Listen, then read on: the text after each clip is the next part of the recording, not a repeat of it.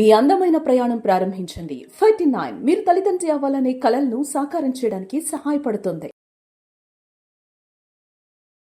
Suman TV ప్రేక్షకులకు నమస్కారం.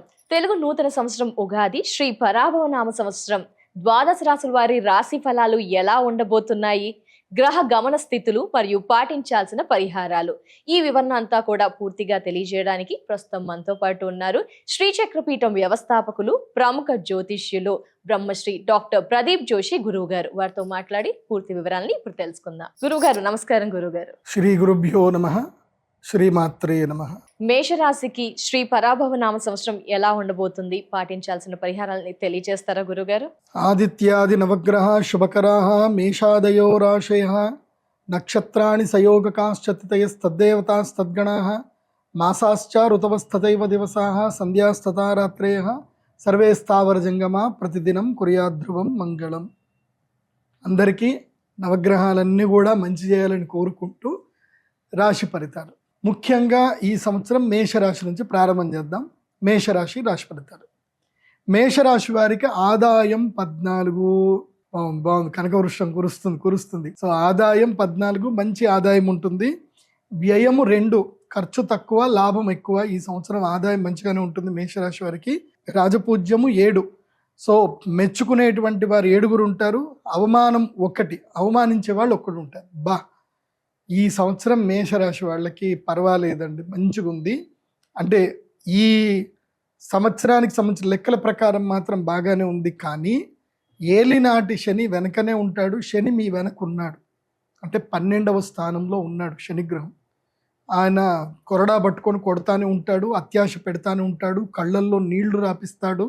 నెత్తి మీద ఉంటాడుగా, ఇప్పుడు నెత్తి మీద నుంచి ఇక్కడ దిగుతాడు, కన్నీళ్ళకి దిగుతాడు ఇక్కడి నుంచి. సో వినకూడనివి వింటారు, మాట్లాడకూడనివి మాట్లాడతారు, చూడకూడనివి చూస్తారు, కళ్ళు ఏడుస్తాయి. ఇది జరుగుతుంది. సో మేషరాశి వాళ్ళకి ఏలినాటి శని ప్రభావం గట్టిగా ఉంటుంది. అందుకే నీలాల మాల ఒకటి ఉంటుంది, మయూరమాల ఒకటి ఉంటుంది. ఆ మయూరమాలని తప్పకుండా మేషరాశి వాళ్ళందరూ ధరించండి. ఈ ఆదాయం కలగాలి అన్నా, వ్యయం తగ్గాలి అన్నా మీరు మాత్రం మయూరమాల ధరిస్తేనే శని బాధ తగ్గుతుంది. తప్పకుండా Hanuman Chalisa చదువుకోవాల్సిందే.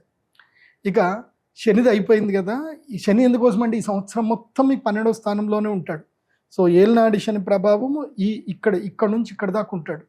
So డిసెంబర్కి, next year మార్చికి వచ్చేసరికి భుజాల మీదకి వస్తాడు. బరువు బాధ్యతలు అన్నీ పెరిగిపోతాయి. ఒక విధంగా పెళ్ళిళ్ళు అవుతాయి అనుకోండి. మేషరాశి వాళ్ళకి ఈ సంవత్సరం పెళ్ళిళ్ళు అవుతాయి, పెళ్లి ముహూర్తాలు కుదురుతాయి, అన్నీ జరుగుతాయి. సో అది కూడా ఎప్పుడవుతుందో చెప్తాను, వినండి. సో మేషరాశి వారికి గురుగ్రహ సంచారం ఏంటంటే, వీళ్ళకి మిథున రాశి లోపల గురువు సంచారం ఉంటాడు. గురువు మిథునం అంటే ఏంటి? మేషం, వృషభం, మిథునం అంటే 3వ స్థానంలో గురుగ్రహ సంచారం ఉంటుంది. ఈ సమయంలో ఏం జరుగుతుంది అనంటే స్థానచలనం, రోగపీడ, ధన నష్టం, వృధా, ప్రయాస, వృత్తిలో కష్టం, ఇవన్నీ కూడా ఎప్పటిదాకా జరుగుతాయి? మనకి 1వ తారీఖు జూన్ వరకు జరుగుతుంది. సో జూన్ నుంచి ఏమవుతాడు? గురుగ్రహము మనకి ఏ రాశి లోపలికి వచ్చేస్తాడు? కర్కాటక రాశి లోపలికి ఎంటర్ అవుతాడు. ఎప్పటిదాకా ఉంటాడు అంటే 31 అక్టోబర్ వరకు ఉంటాడు. సో ఎంత? జూలై, ఆగస్ట్, సెప్టెంబర్, అక్టోబర్, 4 నెలల కాలం మాత్రం సూపర్ టైం. అప్పుడు మీకు ఆదాయము 14% సూపర్గా ఉంటుంది. 14 అంటే అల్టిమేట్ అనమాట. అంటే ఈ 4 నెలలు మేషరాశి వాళ్ళకి కొంచెం కలిసి వచ్చే సమయము. కొంచెం అంటే 100లో 67% కలిసి వస్తుంది. ధార్మిక కార్యక్రమాలు అప్పుడు చేయాలి, యజ్ఞ యాగాది కర్మలు చేయాలి. అంటే మీరు ధనత్రయోదశికి శ్రీమహాలక్ష్మి యాగం చేయడానికి సిద్ధం అవ్వాలి. సో ధనత్రయోదశి వరకు బాగుంటుంది. శ్రీమహాలక్ష్మి యాగం చేసుకుంటే యోగం కలుగుతుంది. సో వరలక్ష్మి వ్రతం తప్పకుండా చేసుకోండి. ధార్మిక కార్యక్రమాలు చేయాలి. దానివల్ల ధనలాభం కలుగుతుంది, సుఖము, కార్యసిద్ధి కలుగుతుంది, తర్వాత కుటుంబంలో సహకారం కలుగుతుంది. అదేవిధంగా వివాహాది శుభకార్యాలు కూడా జరిగే అవకాశాలు ఉంటాయి. మేషరాశి వాళ్ళకి పెళ్ళిళ్ళు కుదురుతాయి. ఈ సంవత్సరం శ్రావణ మాసంలోనే పెళ్ళిళ్ళు అవుతాయి, పెళ్ళిళ్ళు కుదురుతాయి. సో మ్యారేజ్లు కూడా అయ్యే అవకాశం ఉంటుంది. దాని తర్వాత ఒకటి ఉంటుందండోయ్, లక్ టైం ఉంటుంది. ఇక్కడి వరకు కొంచెం బాగుంటుందన్న కదా. ఎస్, మళ్ళీ సింహరాశి లోపలికి ఎప్పుడు 31 అక్టోబర్ నుంచి 24 జనవరి వరకు 5వ ఇంట్లో గురువు వస్తాడు. గురువు పంచమ గురువు యోగకారకుడు అవుతాడు. గురుడు 5వ స్థానానికి వస్తే ఏంటంటే గురుడు 2వ స్థానంలో, 5వ స్థానంలో, 7వ స్థానంలో, 9వ స్థానము, 11వ స్థానంలో యోగిస్తాడు.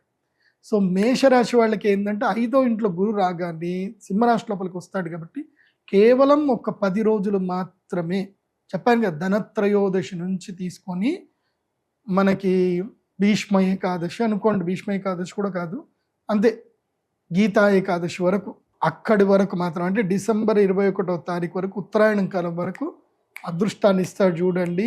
సూపర్ టైం ఉంటుంది. మేషరాశి వాళ్ళకి పట్టిందల్లా బంగారం. పంచమ గురుడు యోగిస్తాడు, కానీ వక్రత్వంలోకి వచ్చి రాగానే యోగించడు. అతిచారుడు అయినప్పుడు మాత్రమే యోగిస్తాడు. కేవలం ఒక్క నెల రోజులు మాత్రం సూపర్ టైం ఉంటుంది. అప్పుడు మాత్రం మీ యొక్క అభీష్ట సిద్ధులు అన్నీ కలుగుతాయి. కాబట్టి అది అన్నీ కలగడానికి ఎందుకోసమంటే మన అదృష్టం మంచిగా ఉన్నా సరే గ్రహాలు అనుకూలంగా లేకపోతే మనం ఏం చేయలేం.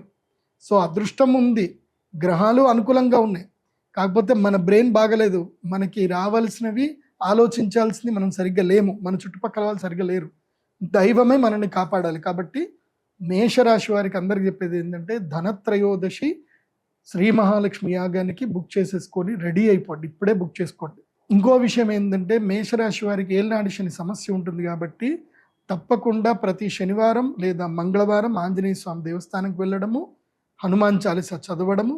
ఇక్కడ పాకెట్లో మేము ఒక నిత్య దర్శన యంత్రం ఇస్తాం, మయూరమాల తీసుకుంటే ఒక నిత్య దర్శన యంత్రం ఇస్తాం. ఆ నిత్య దర్శన యంత్రం ఎప్పుడు మీ దగ్గర పెట్టుకోండి. ఈ మొత్తం మీద ఏదైనా ఒకరోజు, ఈ సంవత్సరం మొత్తంలో ఏదైనా ఒకరోజు కలియుగ ప్రత్యక్ష దైవం శ్రీ వెంకటేశ్వర స్వామి వారిని కాలినడకన వెళ్ళి దర్శనం చేసుకోండి. వివాహం కానటువంటి వారు మాత్రం శ్రీనివాస మంగాపురం నుంచి కాలినడకతో వెళ్ళి స్వామివారి దర్శనం చేసుకోండి. తొందరగా వివాహం అవుతుంది. మేషరాశి వారికి మనోభీష్ట ప్రాప్తి కలుగుతుంది. సో అలిపిరి నుంచి కూడా వెళ్ళొచ్చు, ఇక్కడ కొంచెం దూరం, అక్కడ కొంచెం దగ్గర, అంతకుమించి ఏం లేదు. కాకపోతే ఒక నానుడు ఏంటంటే శ్రీనివాస మంగాపురం నుంచి స్వామివారు అక్కడికి ఎక్కారు కాబట్టి అక్కడి నుంచి వెళ్ళమని చెప్తారు. నేనైతే అడ్వైజ్ చేసేది ఏంటంటే శ్రీనివాస మంగాపురం నుంచి స్వామివారి కొండెక్కండి, శని ప్రభావం నుంచి దూరం అయిపోండి, అంత బాగుంటుంది. ఇక మేషరాశి వాళ్ళకి ఏంటంటే ఈ సంవత్సరం లక్ టైం ఎప్పుడు మాత్రం ఒకటి చెప్తాను, జాగ్రత్త పెట్టుకోండి. అక్టోబర్ 18వ తారీఖు నుంచి తీసుకొని డిసెంబర్ 21వ తారీఖు వరకు మేషరాశి వారికి ఈ సంవత్సరం లక్ టైం, సూపర్ టైం కలిసి వస్తుంది. సో ఇది ఫాలో అవ్వండి. ఇంకోటి చాలామందికి ఏంటంటే తమ జన్మ నక్షత్రం ఏందో తెలీదు, జన్మ రాశి ఏందో సరిగ్గా తెలియదు, వాళ్ళ పేరు బట్టే అనుకుంటారు. అది తప్పు. మీ జన్మ నక్షత్రం, జన్మరాశి మీ date of birth, time, place బట్టే ఉంటుంది.